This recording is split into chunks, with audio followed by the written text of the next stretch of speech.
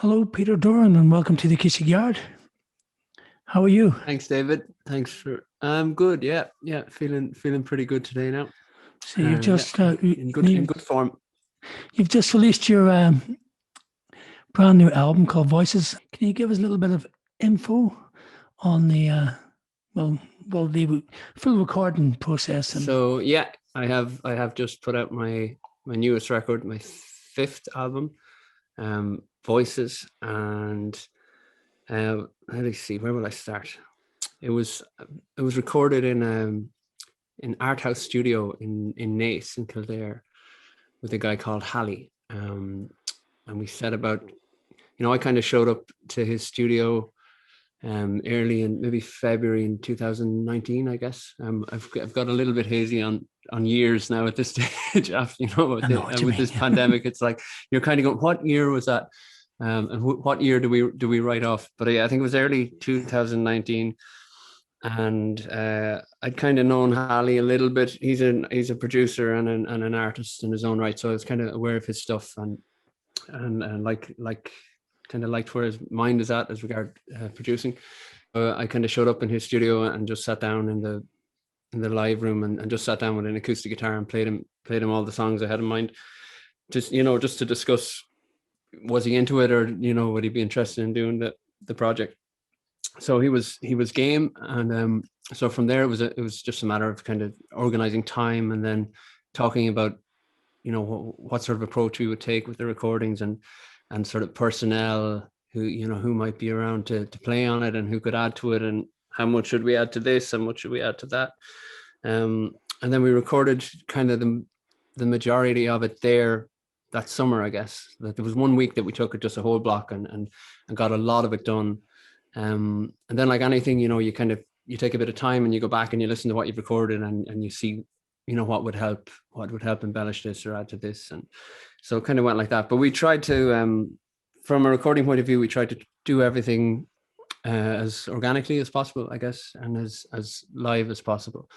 And it was all built around, we kind of set on a mode pretty quickly where I would sit down with guitar and voice and just play the song beginning to end, and it might take 3 or 4 takes to get one that felt like, that's the take. And Halley would ask, are you happy with that? And I'd say, yeah. And his question would be then, would you put it on a record?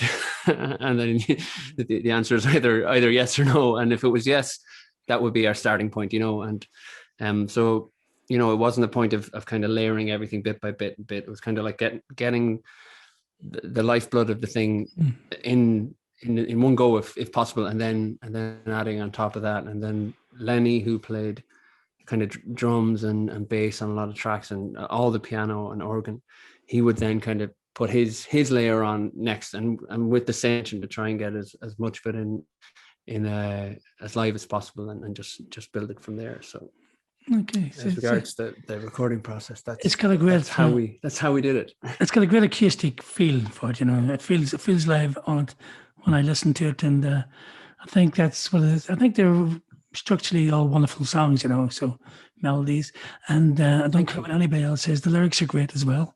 So thanks a lot. Thank you. I do. I've put a lot of time into the lyrics, so glad you liked them. Yeah, apart from the album, I just want to hark back a little bit. You were in a duo called The Great Trade. Is that your first outing? Was it 2 pieces?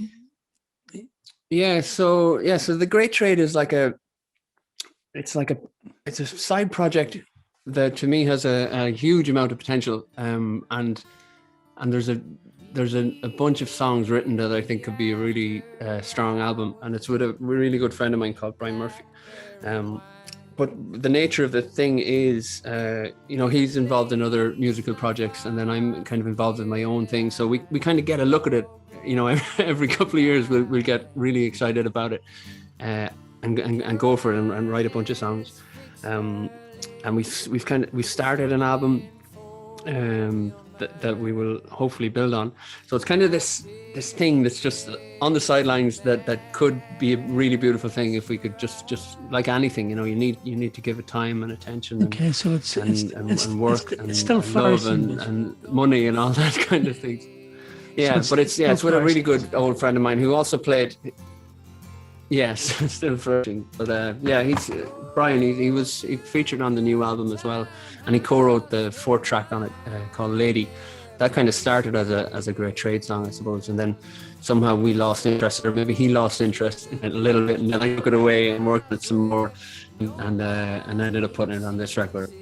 And then he played guitar on that, and he did some backing vocals on some other tracks as well. So he's very much the harmonica solo, my only ever harmonica solo on it. Yeah, he's a big part in the record.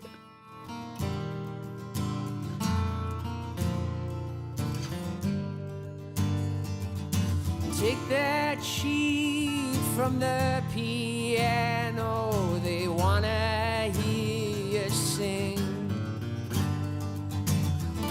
Fly on up there, little bird, and show a little skin. Try anything you like. Little bird, don't be shy. Let's go to the good time house where the wine never spills. Let's go to the good time house. There's no such thing as sin. Down in this low heaven. Okay, so tell us about this minimalist podcast and using your song "Every Little Thing." Yes, so every little thing was a song that was on my 3rd album, Overhead the Stars, and I had written it from a point of view of I think I found myself somehow in a, I don't know if you ever feel like you get into this mode of wanting to, like, I'm not a very materialistic person at all, but sometimes you feel like you want a whole bunch of stuff, and for me it's usually around audio equipment or guitars or something, so I guess it's a kind of a lusting for I'd like that instrument, or I'd like this, or I'd like that, and then you try and you get to a certain point with that type of thinking, and then you go, number one, do I need any of this stuff? Wouldn't I be better off just appreciating what I have, that kind of way. So it's I guess it's a song about materialism and trying to step back from that kind of pattern of mind of wanting things. So I had this song written, and then around that time, I think I was turning 30. I think I was about to turn 30. And it's really old for a singer, isn't it? Oh, very old, very old. So, but I remember, and again, it's not something I would usually do, but I must have been having a little kind of a freak out about it. It felt like at the time it felt like a milestone. You're hitting 30. What should I have done? So I must have Googled something like, I don't know what it was, but it was something about turning 30 and what should you have achieved by the time you're 30. But I came across this article by a guy called Joshua Fields Milburn, who was one part of these guys, the Minimalists, and their whole website and their whole kind of philosophy was essentially what I was trying to get into that song. So I remember it specifically. I think I was on a train from Dublin to Mullingar, and I kind of found these guys, and I thought, God, he might. I just thought he might enjoy this. He might enjoy this song. It kind of ties into their message. And so it was you that actually approached. Yeah. Okay, that's. And again, it's not something I do that often because I'm not brilliant at that. I'm not brilliant at reaching out to people, but whatever it was about this connection, I was coming from a point of view of he might enjoy this song, and that's as simple as it was. So I sent him a tweet, and it was just like, hey Joshua, I found your website. You might enjoy this song, and that was it.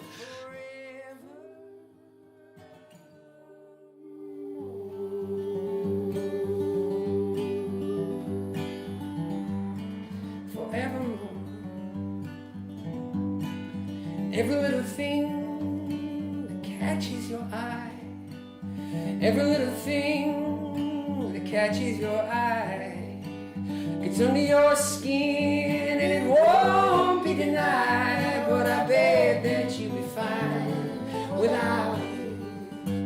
Well, I bet that you'll be fine without it. Well, I bet that you'll be fine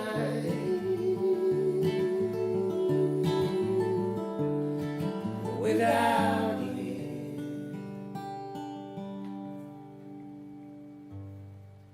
He wrote back to me and said he loved the song, and they were kind of getting going with a new tour, I think, or a new book launch. So he asked, could they use the song as I think it was in a video first. And I said, sure, go for it. And then a little after that, they started their podcast, which became this huge kind of thing. And they asked, could they use the intro to the song as their theme tune, essentially, for the podcast. So again, I said, yeah, absolutely. And because of that, that song has received like way more attention on the likes of Spotify than a lot of the other stuff. So I wanted to know more, because what I'm basically trying to ask is, are you more of a live artist than a recording artist, or where would be your main focus? I enjoy both, to be honest. I probably enjoy them all. I enjoy them both equally, but they're obviously very different disciplines. But they're two sides of the same process, I suppose. I love playing live and I love recording. So, I don't think of making an album as an excuse to tour, and I don't think of touring as a reason to promote an album. Do you know what I mean? It's like they're two separate things, and I when I'm doing either, I just try and get into that mode as best with the old the recording process. You've done 5 albums, and that's a lot of albums, really. It is. I mean, I'm probably thank you. Yeah, I'm probably in the business about twice as long as you, but I'm only a few. Right, in my belt, It's a lot of work, as you know. Oh, it is, yeah. There was a bit of a gap between the last one and this one, but I think I had a bit of momentum going before that. But I suppose it's nice to have 5 different documents of different times, I suppose. Yeah, I just also want to talk about your influences. There's just trying to hark back to your album. Like, you released was it Blue Mountains? That's quite Americana, old timey feel to it, compared to, say, Voices or whatever, But is this where your influences are? Americana. Yeah, I would. Bluegrass. To some extent, yeah. I do. It's probably I've been listening to a little bit more of that kind of genre in the last few years. That means you're getting old. Not originally, because that's what happens to us all. We all start to listen to the old timey bluegrass music. That means that the young modern world has been left behind. It's a sure sign of aging. Yeah, I think, exactly. I suppose, like even when I was younger, I was always listening to kind of older stuff anyway. Like I would have been really into Pink Floyd, for a long time. They would have been a huge influence, and Jeff Buckley, people like that who, I don't know, a little bit darker maybe, or a little bit dreamier. But yeah, I think as you do get older, you tend to, I don't know, there's just something nice about that old timey country bluegrass stuff that just has a really nice feeling. And that song in particular, I wrote that on a guitar that used to belong to a friend of mine and a mentor of mine. He was a musician from Westmeath called Vinny. And he kind of had a similar path to me, but he was older than me, so he was ahead of me. But he went from listening to Van Halen and Satriani and Steve Vai and all these guys to going into listening to Bill Monroe and Ricky Skaggs and all this kind of stuff. I was a punk rocker, so there you go. It's just, but that sort of stuff really interests me. Those long shifts and transitions. But I wrote that song on his guitar, so I feel there was a little bit of that genre still in the woods somehow. He probably stole but all his melodies because they're all stuck inside his guitar. Yeah, yeah. But I would listen to some, like I like listening to Johnny Cash. I've got just looking at a Coulter Wall. Do you know that guy Coulter Wall? He's a young, I think he's Canadian, Right. songwriter, but he's absolutely incredible. He sounds like he's about 100 years old. He's got this really, big, deep voice and great songs. So yeah, I like. So it sounds like you're trying to still find what your sound is. Through all your influences, you're still. Yeah, I'm just created. Yeah, maybe I'm just. I like loads of different types of things. So I think that probably comes out in as you said, Blue Mountains and Voices are very different songs. But that's just kind of what I listen to. I can listen to country stuff, I can listen to jazz stuff. I love Radiohead. It's kind of if it's moving and done with love and skill, I suppose, and it's interesting, I'll be drawn to it. And I'll try and create. I like good songs, and which is why I play your music, because you write good songs. So thank you, sir. It's as simple as that. I know whenever I received anything from Peter Doran, that's going to be one, it's going to be a quality song. Two, it's going to be quality recorded as well. And I have no worries of it being put onto the show even before I've heard it. Right. And it's a very cool. that I can feel that way with, so which is good. So thanks a million. That means a lot. But that's just got to do with this album anyways. A lot of it has got to do with the team of people who were involved, and we took a lot of care about the process, I suppose. Every step of the way there was nothing was rushed, and just time and good people and good equipment, and if you have all those factors in place, you should get good results. So I'm glad you like it. More trees and frozen traffic and all the living things on automatic. There's nothing holy, nothing tragic, and I'm just sleepwalking.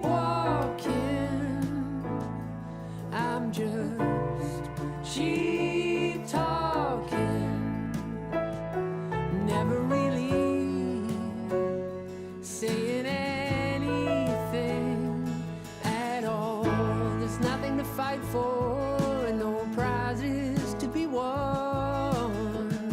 There's not much left of my great imagination, so I sit back and let the projector run. Could you give me one time something tribal, something bloody for my survival, something deeper than this simulation runs? Then I'm just sleepwalking. I'm just cheap talking, never really saying anything at all. La da da da, la da da da da, la da da da. and you have a gig coming up Cool. December Yes, the 16th it's true. in the Grand It's Social true. in Dublin. That's your album launch show, and are you going to have some guests and friends at it playing? Have you got a band playing with you, or are you going to do it solo? Yes, yeah. I intend to have other human beings on the stage with me. Great. I suppose it's still so, still 6 months away or something, and you're still just hoping that the thing goes ahead.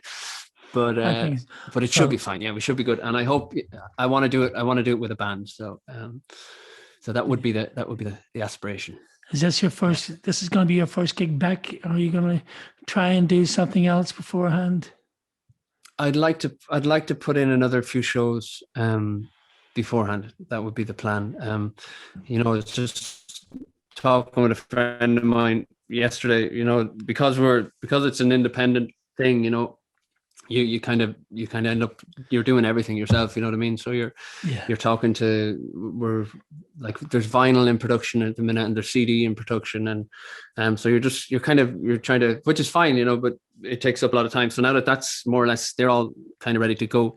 And the nice thing is that it's still only May, so it's, we're still 5 or 6 months out. So, but it's now I feel like shifting my attention to, putting another 3, 4, 5 gigs around that show, or leading up to that show. So thanks very much, Peter, and we're going to wish you all the best with your album Voices, and I'm sure it's going to be a massive success, as it is already, and we'll continue to play it on our show, and please come and talk to us again soon. Thank you, Peter. Thank you so much for having me on and taking the time to say hello, and thanks for all your continued support on the album, and had a blast chatting. Thank you.